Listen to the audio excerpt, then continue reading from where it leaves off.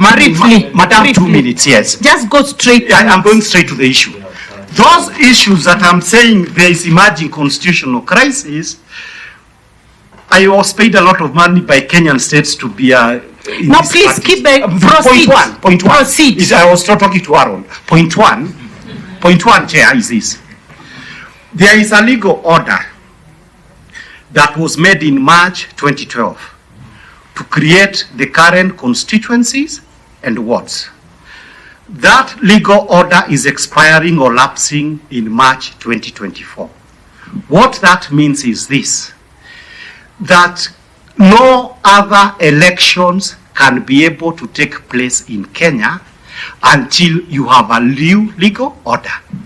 We do not have IEBC. This is a process that must take 2 years, and under the constitutions, a new legal order must exist 1 year to the elections. So the point I am making is that there is no luxury of time, and we are careful. If we are not careful, in Haiti, the crisis patry is there because you did not have a presidential elections for whatever reasons. In Kenya, a legal jam may take you to this crisis. We've had you. We've had you. I have That's 2 a points good point. to finish. I have 2 points to finish. On that issue, it's an important issue, Chair. Chair, Just 2. But he's just made the point that the committee doesn't have the luxury of time. Yes, but that's why, because you understand, I want you to understand one thing. We have 7 other groups behind you who will feel so bad on us that we've kept them.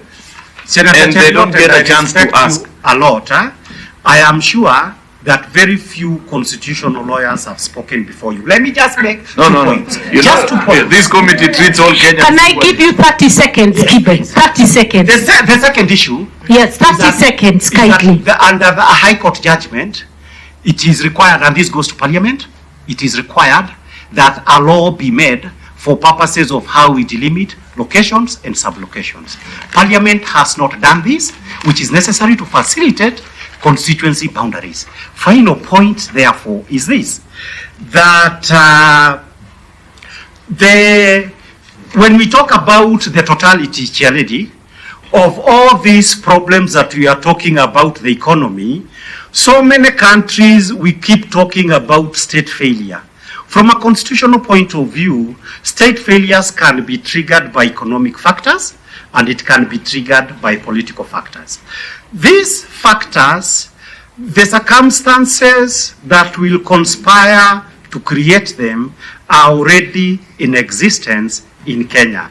They require competent leadership that is consultative of all Kenyans, that in the fullness of time, if it comes to biting the bullet and a government of national unity is necessary, we may have to go that route to prevent state failure or collapse in this good Republic of Kenya. Thank you very much. Thank you. I think now I'll seek clarifications, questions. Just one. Yes, Wandai. Mr. Akili Kibe. Yes. Yeah, I hear you. And you make the case that as we speak, the Agikuyu people have got no political party that they could call their home. Is it that Jubilee party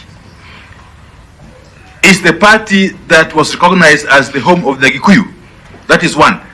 2, you have claimed that the elected leadership of the Kikuyu community are not speaking for their people. Okay, and therefore there's likely to be a problem in the coming days, months, or whatever. Why, in your opinion, would elected leaders of the region not speak for their people? And especially taking into consideration the fact that the second highest elected of person in the ruling Kenya Kwanza government comes from the Gikuyu community. Just okay, Senator Aaron. You can go first. Yeah, I just want to say this, and here I won't talk about Kikuyus, I'll talk about Gema. Is very well represented in the UDA party. They left en masse from a political party that was supposed to be their home and chose rightfully so, to go to a party that they felt gave them a chance